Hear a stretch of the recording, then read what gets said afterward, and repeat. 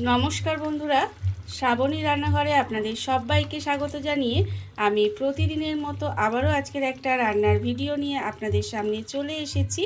আজকের আমি আপনাদের ফুলকপি, আলু আর পনির দিয়ে একটা অসাধারণ রেসিপি বানিয়ে দেখাবো। আশা করি আপনাদের ভালো লাগবে। তার জন্য কিন্তু আমার পুরো ভিডিওটা আপনাদের দেখতে হবে। আর দেখা শুরু করার আগে একটা লাইক দেবেন, সুন্দর একটা কমেন্ট করবেন আর শেয়ার করতে ভুলবেন না। তাহলে চলুন আজকের আমি এই রেসিপিটা কিভাবে বানিয়েছি সেটা আপনারা একবার দেখে নিন। রান্নাটা করার জন্য প্রথমে আমি এখানে দেখুন গ্যাসটা অন করে একটা কড়া বসিয়ে দিয়েছি। এবারে কড়ার মধ্যে দিয়ে দেব সর্ষের তেল। এখানে কিন্তু আমি রান্নাটা সর্ষের তেলে করছি, আপনারা যে কোনো রান্নার তেলে রান্নাটা করতে পারেন। প্রথমে কড়াই সর্ষের তেল দিয়ে দিলাম, দিয়ে তেলটাকে প্রথমে একটু গরম হতে দেব। তেলটা কিন্তু আমি প্রথমে একটু গরম করে নেব। তেল আমার এখানে গরম হয়ে গেছে, তেলটা আমি এখানে খুব ভালোভাবে গরম করে নিয়েছি। এইবারে আমি তেলের মধ্যে দিয়ে দেব এখানে পনির। এখানে পনিরগুলো আমি ছোট ছোট এইভাবে একটু টুকরো করে রেখে দিয়েছি, সেই পনিরগুলো কিন্তু এখানে আমি দিয়ে দেব। পনিরগুলো জাস্ট আমি একটু উল্টিয়ে পাল্টিয়ে হালকা করেই ভেজে নেব। খুব বেশি লাল করে ভাজবো না, খুব বেশি লাল করে ভাজলে পনিরটা কিন্তু শক্ত হয়ে যাবে। তাই একটু হালকা করে এপিট ওপিট করে পনিরটা ভেজে নিতে হবে। আর আমি প্রতিদিনের মতো আপনাদের একটা কথাই বলবো যে প্লিজ আমার ভিডিওটা আপনারা টেনে টেনে দেখবেন না, পুরো ভিডিওটা দেখুন। আশা করি আপনাদের ভালো লাগবে। দেখুন আমি কিন্তু এইভাবে উল্টিয়ে পাল্টিয়ে প্রথমে পনিরটাকে একটু হালকা করে ভেজে নিচ্ছি। পনিরটা কিন্তু আমার এখানে ভাজা হয়ে গেছে, আর এর থেকে বেশি ভাজবো না। এবার পনিরটাকে আমি আলাদা করে তুলে রেখে দেব। পনিরটা আমি আলাদা করে ভেজে তুলে রেখে দিয়েছি। এইবার এর মধ্যে আমি দিয়ে দেব, এখানে আমি আলু আর ফুলকপিটা একসঙ্গে ভেজে দিচ্ছি। তার জন্য এখানে আলু ফুলকপি দিয়ে দিলাম। এইটাকে দেখাবে, আলুটাকে ডুমো ডুমো করে কেটে রেখেছি, আর ফুলকপিগুলোও কিন্তু এইভাবে একটু কেটে রেখেছি, সেটা দিয়ে দিলাম। এইবারে আমি এর মধ্যে দিয়ে দেব, দেখুন অল্প সামান্য একটু নুন দিয়ে দিচ্ছি, আর দেব আমি খুব সামান্য একটু হলুদের গুঁড়ো দিয়ে প্রথমে কিন্তু এটাকে একটু লাল করে ভেজে নেব।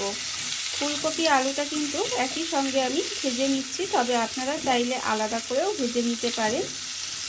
আর আমার চ্যানেলে নতুন বন্ধু, পুরনো বন্ধু সবাইকেই বলছি আমার তরফ থেকে অনেক অনেক ভালোবাসা।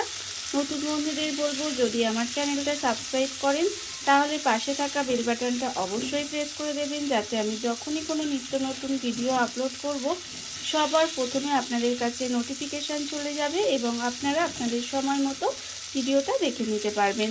আর পুরনো বন্ধুদের বলবো যে এইভাবে আমার পাশে থাকার জন্য, আমাকে এগিয়ে যেতে সাহায্য করার জন্য আপনাদের অসংখ্য অসংখ্য ধন্যবাদ। দেখুন আমি কিন্তু আলু ফুলকপিটা এইভাবে ভেজে নিচ্ছি। আর এইভাবে পনির দিয়ে আলু ফুলকপির যদি তরকারিটা একবার বানিয়ে দেখেন, যে খেতে কিন্তু ভীষণ ভীষণ সুন্দর হয়। এটা আপনারা যে কোনো নিরামিষ দিনে, আমরা সবসময় ভাবি যে আমরা কী রান্না করব, এইভাবে কিন্তু এই রেসিপিটা আপনারা বাড়িতে খুব সহজে বানাতে পারেন। খেতে কিন্তু ভীষণই ভালো লাগে। এটা আপনারা যে কোনো কিছুর সাথে পরিবেশন করুন না কেন, ভীষণ ভালো লাগে খেতে। দেখুন এবার কিন্তু এই ফুলকপি আলুটাকে প্রথমে খুব ভালোভাবে একটু ভেজে নিতে হবে। এটা কিন্তু অবশ্যই করতে হবে, একটু লাল করে ভেজে নেব। ফুলকপি আলুটা আমার এখানে লাল করে ভাজা হয়ে গেছে। এবার ফুলকপি আলুটাকে আলাদা করে তুলে রেখে দেব। এটা কিন্তু আলাদা করে তুলে রেখে দিতে হবে। ফুলকপি আর আলুটা আমি আলাদা করে তুলে রেখে দিয়েছি। এবার এর মধ্যে আমি আর একটু তেল দিয়ে দিয়েছি। এবারে দেব আমি প্রথমেই তেলটা গরম হয়ে গেছে। তেলের মধ্যে দিয়েছি তেজপাতা একটা, আর দিয়েছি অল্প সামান্য একটু গোটা জিরে। তেজপাতা আর গোটা জিরেটা কিন্তু প্রথমে ফোড়নটা খুব ভালোভাবে ভেজে নেব। ফোড়নটা এখানে কিন্তু খুব ভালোভাবে ভেজে নিতে হবে। আর যখন দেখবেন ফোড়নটা এইভাবে একটু লাল করে ভাজা হয়ে গেছে, তখন আমি এর মধ্যে দিয়ে দেব আদা আর জিরে বাটা। এটা কিন্তু আমি শিলে বেটেছি।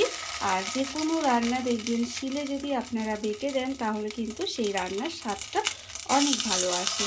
আর এটা আজকে আমি শিলে বেটেছি, তবে আপনারা চাইলে কিন্তু মিক্সিতেও বেটে দিতে পারেন, তাতেও কিন্তু খেতে ভালো লাগবে। এইবার দেখুন আদা জিরেটা একটু তেলের মধ্যে নেড়ে চেড়ে দিয়ে দিচ্ছি টমেটো। এখানে একটা মাঝারি সাইজের টমেটোকে আমি কুচি করে রেখেছি, সেই টমেটোটাও দিয়ে দিলাম। দিয়ে এবার দেবো এর মধ্যে, এখানে রেখেছি আন্দাজ মতো নুন, হলুদ গুঁড়ো আর লঙ্কার গুঁড়ো, সেই মশলাটাও এর মধ্যে দিয়ে দিলাম। দিয়ে এবার এটাকে একটু কষাতে হবে। এটাকে কিন্তু অল্প একটু কষিয়ে নেব এই সময়। আর এই সময় আমি এর মধ্যে দিয়ে দেব, দেখুন অল্প সামান্য একটু চিনি দিয়ে দেব। যেহেতু নিরামিষ রান্না, একটু চিনি দিলে খেতে ভালো লাগে। এইবার দেব এর মধ্যে অল্প সামান্য একটু জল। যেহেতু গুঁড়ো মশলা দিয়েছি তাই অল্প একটু জল দিলাম। দিয়ে এবার মশলাটাকে একদম সুন্দর করে কষিয়ে নিতে হবে। মশলা কিন্তু খুব ভালোভাবে কষিয়ে নেব। যতক্ষণ না মশলা থেকে তেলটা ছেড়ে দেয় ততক্ষণ কিন্তু একদম সুন্দর করে এই মশলাটা কষিয়ে নিতে হবে। তবেই কিন্তু রান্নাটার স্বাদ ভালো আসবে। আমরা তো সবাই জানি মশলা যত ভালোভাবে কষানো হবে তত কিন্তু রান্নার স্বাদটাও ভালো আসবে। দেখুন এটা কিন্তু একটু সময় নিয়ে আমাকে করতে হবে। আর ততক্ষণে আমি এর মধ্যে দিয়ে দেব কড়াইশুঁটি। এখানে আমি কয়েকটা কড়াইশুঁটি ছাড়িয়ে ধুয়ে পরিষ্কার করে রেখে দিয়েছিলাম, আর সেটাও কিন্তু এই সময় দিয়ে দেব। দিয়ে এবার এটা মশলাটাকে একদম সুন্দর করে কষিয়ে নিতে হবে। এটা কিন্তু একটু ঢাকা দিয়ে দিয়ে মশলাটা তেল ছাড়া পর্যন্ত এটাকে একটু রান্না হতে দেব। ঢাকা দিয়ে কিন্তু আমি এই মশলাটা একটু সময় কষাতে দিয়েছিলাম। আর এর ফলে দেখুন এখানে কিন্তু মশলাটা কষানো হয়ে গেছে, আর মশলা থেকে তেলটাও কিন্তু সুন্দর করে আস্তে আস্তে ছেড়ে দিচ্ছে। আর এই যে টমেটোগুলো দেখুন এগুলোও কিন্তু নরম হয়ে গেছে। তাই টমেটোগুলো একটু এইভাবে একটু ঘেটে ঘেটে দেবো। এবারে আমি এর মধ্যে দিয়ে দেবো, দেখুন এখানে যে আমি আলু ফুলকপিটা ভেজে রেখেছিলাম সেই আলু ফুলকপি ভাজাটা কিন্তু এখানে দিয়ে দিতে হবে। দিয়ে আবারও কিন্তু খুব ভালোভাবে এই মশলার সঙ্গে কষিয়ে নিতে হবে। দেখুন এইভাবেই কিন্তু একটু সময় নিয়ে আমি এই সবজির সঙ্গে মশলাটা খুব ভালো করে কষিয়ে নেব। ভীষণই সহজ রান্না, অথচ একটু ভালোভাবে যদি করা যায় দেখবেন খেতে কিন্তু অসাধারণ হয়।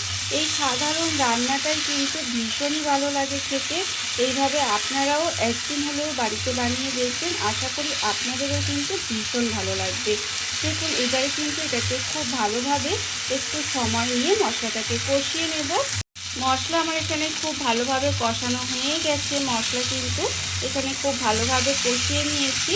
আর যেহেতু এখানে আলু আর ফুলকপিটা এখানে ভাজা ছিল, সেই জন্য কিন্তু এখানে আমি খুব বেশি জল এবার দেবো না। এখানে আমি অল্প জল দেব। এখানে কিন্তু অল্প সামান্য একটু জল দিয়ে দিতে হবে। দেখুন এটার এই ফুলকপি আর আলুটা সেদ্ধ হওয়ার মতো, এটা কিন্তু খুব বেশি ঝোল ঝোল করলে আবার ভালো লাগবে না।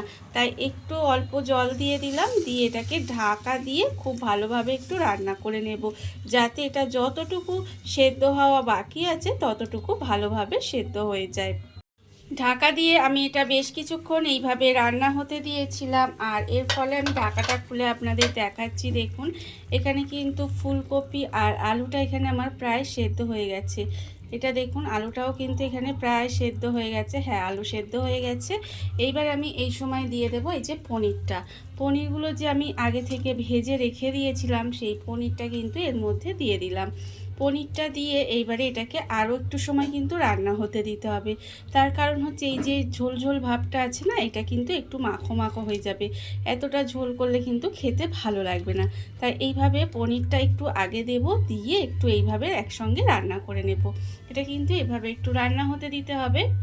ঢাকা দিয়ে আমি এটা বেশ কিছুক্ষণ এইভাবে রান্না হতে দিয়েছিলাম। আর দেখুন আমি আপনাদের দেখাচ্ছি, এরকম কিন্তু মাখো মাখো হলে তবেই কিন্তু এটা খেতে ভালো লাগবে। আমি কিন্তু এটা মানে ঠান্ডা হলে আরেকটু ঘন ঘন হয়ে যাবে। আমি এইরকমই একটু মাখো মাখো নামাবো। এইবারে দেখুন এর মধ্যে আমি নামানোর আগে শুধু দিয়ে দেব অল্প সামান্য একটু গরম মশলার গুঁড়ো। গরম মশলার গুঁড়ো দিয়ে দিলে কিন্তু এটা খেতে আরও ভীষণই ভালো লাগে। রান্না আমার একেবারে রেডি হয়ে গেছে। এবার আমি গ্যাসটা অফ করে দেব আর আপনাদের পরিবেশন করে দেখাবো ঠিক কেমন হলো।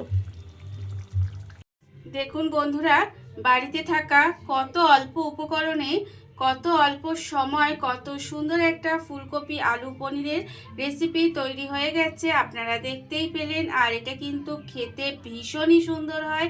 এইভাবে আপনারাও একদিন হলেও বাড়িতে বানিয়ে দেখতে পারেন। আর এই ভিডিওটা যদি আপনাদের ভালো লেগে থাকে, আপনারা আমার চ্যানেলটা সাবস্ক্রাইব করে এইভাবে আমার পাশে থেকে যেতে পারেন। তাহলে চলুন আজকের ভিডিওটা এই পর্যন্তই। নমস্কার।